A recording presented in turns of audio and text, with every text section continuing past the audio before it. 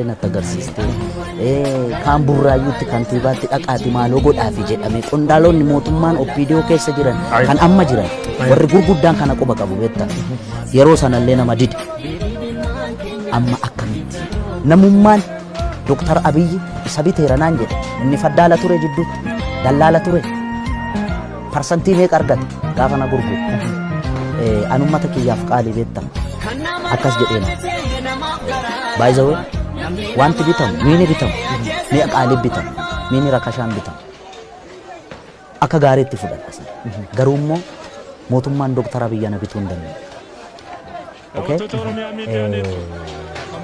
Yookaan viidiyoo dhaabni kamu yoo sammuun kiyya na ajaje malee biltsiginnaa jedhe dhaaba Oromoo warra mormu kamiyyuu keessa jedhe namni tokkoon yoo fedhiin Hacaaluu yoo keessi Hacaaluu murteeffate tole jedhe malee asiin miti asiin na murtaa keessa Hacaaluu tol jedhe no akkamitti tol jedha warri biltsiginnaani gadi baanii Hacaaluu binnee turre agriimantii akkasii waliin qabna akka inni afaaniin hin dubbanne kana goone irra jedhanii gadaa baanii haa dubbatan har'as borus warra mootummaa biyya bulchuu miti bar warra mormutti illee qeequudha duubatti mana gam qabta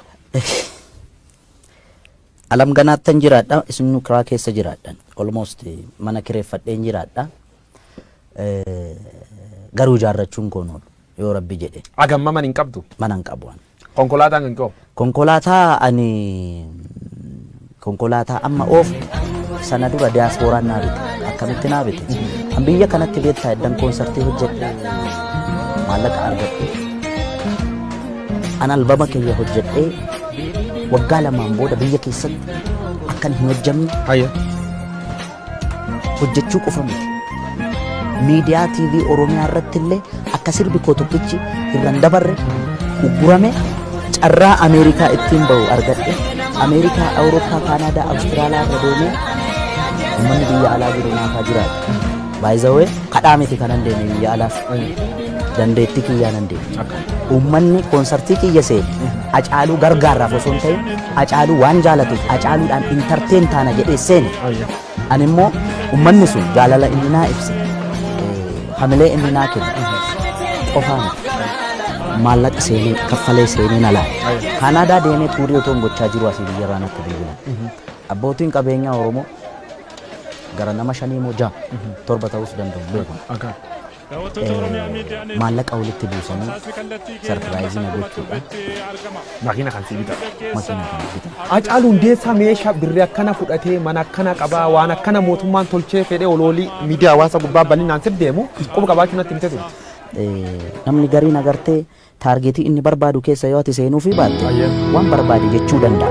Ololli kun eessaa kaate betta warruma qaama mootummaa keessaa baate ololli kun. Maal kaayoon sun kaayaan si dubbiftu gaanii yoo yaadu tarii warra mormuuf itti fakkaachuu danda'a maaliif jennaan waan hin calliseef achi keessa taa'ee fudhatama yookaan jaalatamummaa uummata bira qabdu kana qaamni dhabamsiisu achi keessa jiraachuu danda'a. Ka mormu keessas hin jiru ka biyya bulchuu keessas hin jiru an kana sirriitti quba qaba beekta garuu dantaan hin qabuufan hin callise malee agarra.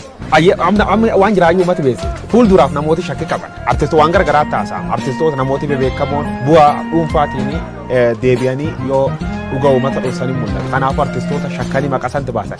Warra Hacaaluu Hundeessaa shakkuu fuulduraaf Hacaaluun birriin jijjiiramaa jedhee fuulduraaf ka shakku. Hamma yattiin ka fuulduramaa laamtaa maal jettaan? Beekta hawwisoo keessatti hawwisoo mootummaan hooggantu kana keessatti artistii gameeyyii jira beekta. Ka sagaleen ajaa'ibaa. Biftuu Oromiyaa keessa jedhe burqaa burraayyuu jedhe hawwisoodhuma mootummaan akka aadaaf turizimii of jalatti qabate artistoonni achi jalatti jiran hacuucamaadha beekta. Artiin muudii barbaada. Artiin ayyaana qabdi beekta.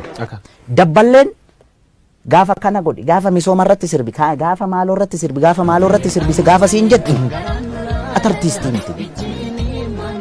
Amma wanti nurratti raawwatamaa jiru maal akka ta'e beekta akka dabballeen OPDO kanaan dura biiftuu Oromiyaa gochaa ture. Biiftuun Oromiyaa keessatti artistoota otoon si waami sagaleen isaanii kan si boochisu baay'ee jira beekta. Kanachi keessaa ba'anii guutuu biyyattii irratti beekamuu danda'an addunyaa irra deemanii waa meeqa hojjechuu danda'an kana Ayya. dabballeet isaan hooggan. Har'a waan ta'e yookaan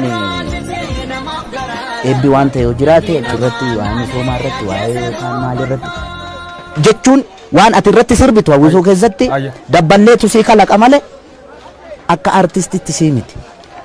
Artistiin immoo miira hawaasa bal'aa miira hawaasa miiliyoonaan lakkaa'ame bakka bu'ee hojjechuudha qaba malee miira murna tokko kan mootummaa biyya bulchuu miti yookaan kan mormuu miti. 2015 gubbaatti maal an jiraan bahe akka warra faranjootaa jechuun sirbi sun irratti uummata biratti fudhatama